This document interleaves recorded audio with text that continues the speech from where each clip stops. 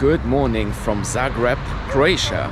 Now my time here in Croatia was short but sweet, and we are now moving on. We are traveling to Bosnia and Herzegovina. So let's head over to the bus station.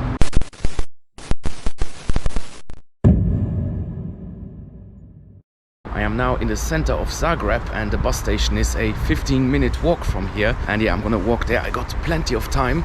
My bus is gonna leave in about 1.5 hours, and along the way I can talk a little bit about Bosnia, because to many people that is quite a mysterious country. I've actually been to Bosnia before, went there around 7 years ago, but I didn't visit the part where I'm traveling to right now, because I am traveling to a city called Banja Luka, and that is the second largest city in the country. And yeah, I haven't been there yet, so really looking forward to see what it's like. But yeah, Bosnia is one of the most interesting countries in all of Europe, and I will explain a little bit more once I get there. Now let's go find the bus station first. Alright, we have made it to the bus station. It's this big building over there, and you can see people walking with suitcases. And yeah, I actually want to go get a coffee and maybe change some money, because of course Bosnia does not use the euro. Terraces and postal office. Where is the exchange? This is quite a big bus station though, and they have everything, but I haven't found an exchange office yet. And also I cannot see any departure boards, because I know what time my bus leaves, but I don't actually know which company it is, because I booked it via Flixbus, but it's not operated by Flixbus. So I gotta see which company it is. Right, I know which company it is, and I also went to this exchange office over there, but their exchange rate was absolutely terrible. So I only exchanged like 20 euros just to have something. But yeah, now I can go get a coffee here. Terrace, here we come.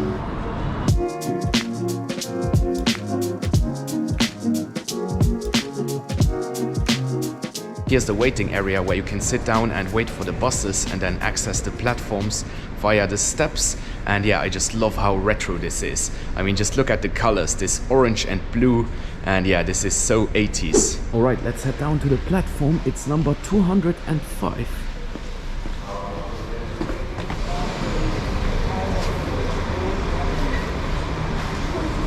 Here is our bus. The company is called Central Trans, and it's going all the way to Sarajevo, the capital of Bosnia, but I'm only going until Banja Luka.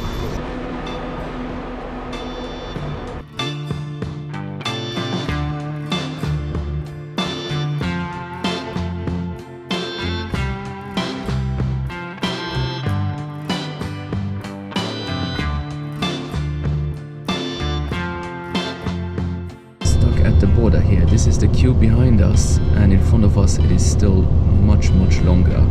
So yeah, we've been stuck here for about 20 minutes and it doesn't seem to be moving. This is the border right here. That took quite a while and we are not there yet. After spending more than an hour in the queue, we had to get off the bus for passport control. This is an EU and Schengen border, so the checks are quite thorough. We then crossed the river Sava, which forms the border between Croatia and Bosnia. On the Bosnian side, immigration was much quicker, and it only took 10 minutes in total.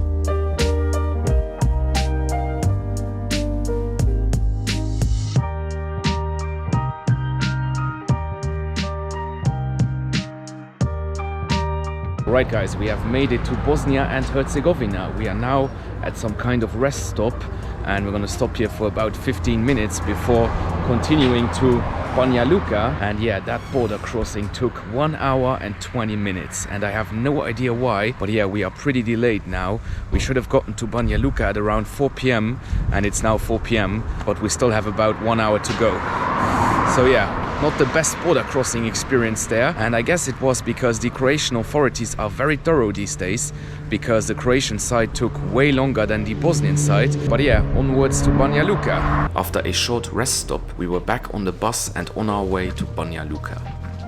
The first thing you notice when traveling across this region of Bosnia is the complete absence of Bosnia and Herzegovina flags. That is because this region is part of Bosnia and Herzegovina according to international law, but it's an autonomous entity called Republika Srpska. Its population consists of mostly Christian Orthodox Bosnian Serbs. It has its own government distinct from the one in Sarajevo, but more on that later. Just know that the flags you see here are Republika Srpska flags.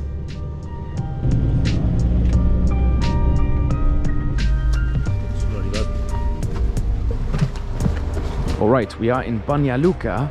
Now this bus station is located about 4 kilometers from the center, and that is just too far to walk. So let's see, do I take a taxi or is there some other kind of transport? Let's see, can we find some taxis? Now there is one over here, but it doesn't seem to have a driver. And there's also a bus over there. Maybe the bus will depart before the driver here will return to his taxi. Oh, there's a few buses there. Let's see. I think bus might actually be easier to get to the center because I can't see any taxis. Now, my knowledge of the Bosnian language is very limited and they don't speak much English here. So let's see how we communicate. Alright, here's a bus. Let's see if it goes to the center. I have absolutely no idea. Guarda, center, Castel? Castel, okay.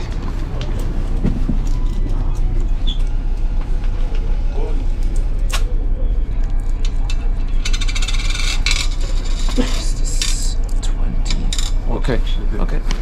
Hola. Alright, we got ourselves a bus and it is going to the center. I just asked him if it is going to the castle because that's the only reference point I have. And my apartment, the place where I'm staying, is somewhere close to the castle. So yeah, should be able to walk from there.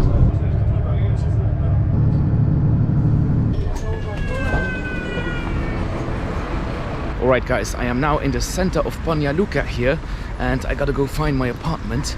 I don't have internet yet because of course Bosnia and Herzegovina is not in the European Union, so you can't use your EU SIM card here. But yeah, now I gotta find my apartment first and then I gotta go buy a SIM card. I have to say this city looks pretty socialist.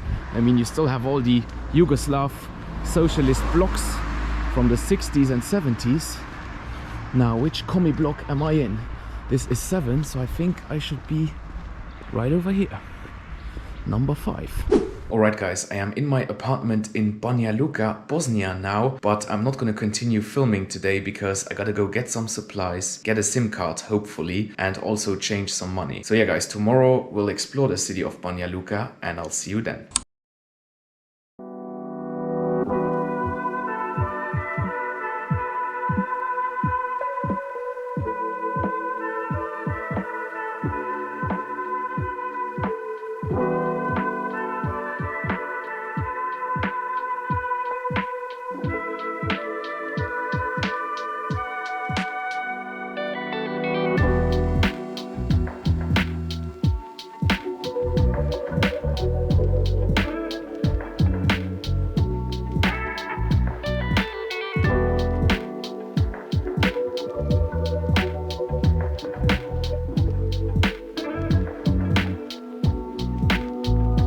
Good morning guys, it is now day 2 here in Banja Luka, Bosnia, and before we go and explore the city I do have to explain a few things about this country because this is one of the most complicated places in the world, and yeah, I'm gonna try to stay as brief as possible because otherwise it's gonna take up my entire video. So the modern country of Bosnia and Herzegovina was part of many different larger countries and empires throughout its history. It was part of the Ottoman Empire and then the Austro-Hungarian Empire and also Yugoslavia. And then in the 90s, Yugoslavia broke apart and a terrible war happened here and a lot of people died. There was a lot of fighting in this area, and after that the war ended in 1995 with a treaty that was signed in Dayton, Ohio. And this Dayton agreement set the rules for the creation of the modern country of Bosnia and Herzegovina. The rules of this Dayton treaty are still in place here. So the country still functions according to what was set out in the treaty. Basically, you have 3 main ethnic groups here and the country is organized according to these groups. So you have the Serbs, who are Orthodox Christians, and then you have the Bosniaks, who are Muslims, and then you have the Croats who are Catholics. And then you have some smaller minorities as well.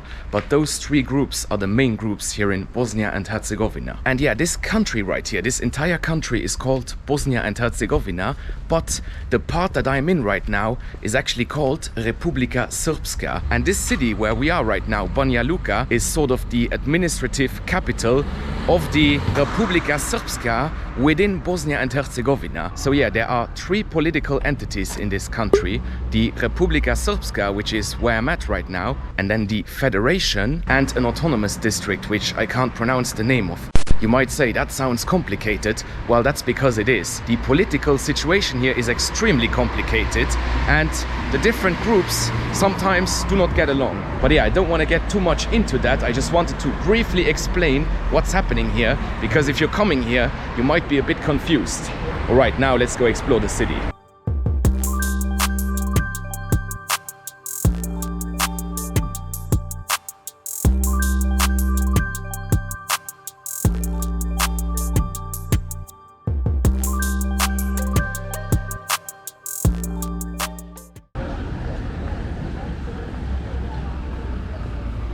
Now the first place we're gonna explore today is this mosque right here.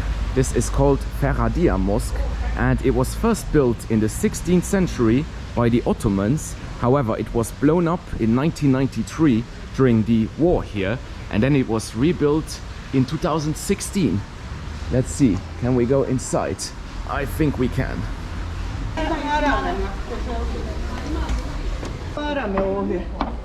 Beautiful mosque. Just look at the ceiling. This was beautifully restored because yeah, it was blown up in 1993.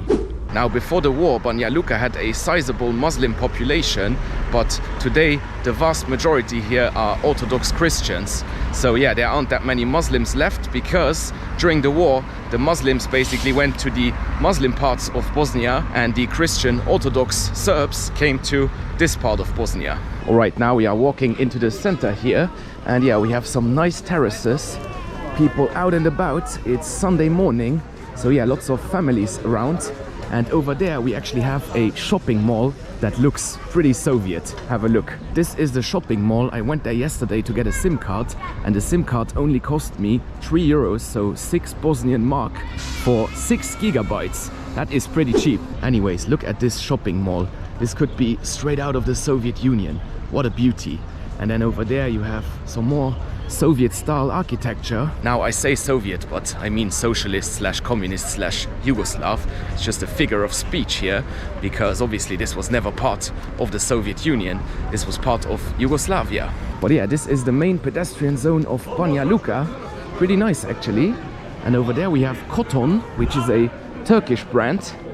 Then we have Springfield. And yeah, I mean, look at this street right here. Now, I didn't expect to see this in Banja Luka because yesterday evening I was walking around here, but I somehow missed this. So yeah, this is a very pretty pedestrian zone. But yeah, this city has quite a lot of Soviet slash socialist buildings, but then it also has this beautiful historic core here. Didn't know that. Now, I should tell you that there are 0 tourists here. I have not seen one single foreigner in the few hours that I've been here. I am sure there are some, but yeah, this city is not very famous among foreign visitors. Now, this impressive building right here is Christ the Savior Cathedral, and it was actually built in the 1920s, but then it was destroyed in World War II during German bombings. And yeah, let's see if we can go inside. It was completely rebuilt in its original form in 2004. Let's see, is it open? I think it is. Let's go inside the cathedral now. We saw a mosque and now we're gonna see a church.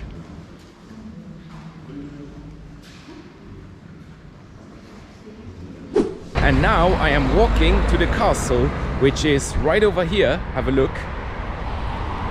This is the castle, but how do I cross the street here?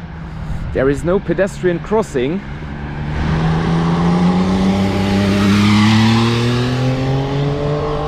So I guess we just gotta run without getting run over. All right, I crossed the street. Now let's go check out the castle here. This castle was actually built by the Romans and then modified by the Ottoman Empire, and it is very well preserved apparently. and it's the main tourist attraction here in Banja Luka. So let's go check it out. Let's walk up here onto the castle walls. I'm not sure if you can just roam around freely here, but that seems to be the case. And this is the castle right here. You can just walk on the fortress walls here and admire the view of Banja Luka. Down there they seem to be preparing for some kind of event, and yeah, that would be pretty cool, I guess. A festival or something like that within the castle walls. So yeah, apparently you can just do a loop of the entire castle walls here. I mean, of course, there is no safety anywhere, so you have to be careful, but yeah, you can just walk over the castle walls and then go all around it there. Pretty cool. Alright, so you can't do an entire loop because you would have to climb this bit, and that would be a bit dangerous because just look at the drop here. So yeah, let's go back into the other direction. Nice view here. You can see a church over there and then the river down there, and there's actually people fishing in the river. Pretty cool. And also I can see a restaurant here which seems to be within the castle complex. So I think I'll go check that out now because I am getting hungry. Alright guys, I just sat down here at the restaurant inside the castle and I ordered myself a beer, and this beer was 4 Bosnian mark, which is 2 euros. That is very cheap. And yeah, that brings me to the money here. I'll show it to you. Here we have 20 Bosnian mark or convertible mark, and this currency is very interesting because it was introduced in the 1990s when Bosnia became independent, and it was originally supposed to be the same as the German mark. So it was pegged to the German mark, but then when the German mark was abolished in the 1990s or 2001, I think it was, for the euro, then the Bosnians just kept their mark. So this currency right here still has the same value as the German mark, which is really interesting. Here is my starter, a soup with some meat inside and some vegetables. Let's try. Excellent. Nothing better than a soup as a starter. And here is my main course. These are cevape, but they call them Banja Luka cevape because they are different to the ones you find in other places. And yeah, this is mixed meat basically. And then here you have French fries and onions, and then this traditional bread here. That was the restaurant inside the castle here. Great food, and the total price was 25 Bosnian mark, which is about 12 euros 50. And yeah, that is very reasonable. Bosnia is one of the cheapest countries in all of Europe because, you know, this is like the main tourist attraction here in Banja Luka. So this restaurant could be way more expensive, but yeah, great place. Here we have an old steam engine and a tank. This might actually be a museum, I'm not sure. Yeah, so this is the Museum of the Republika Srpska, which is the political entity that we're in right now. And yeah, I don't have time to go in there, unfortunately. Banja Luka doesn't have that many tourist attractions and they don't get a lot of foreign visitors here. But it is a really cool place to check out if you enjoy authenticity. And the people are super friendly. Most of them don't speak a lot of English. English levels here are definitely much lower than they are in neighboring Croatia. But yeah, cool place to visit, Banja Luka. And that's it for today. I'm actually going to move on to other places in Bosnia now. And yeah, the adventures will continue, and I'll see you in the next one.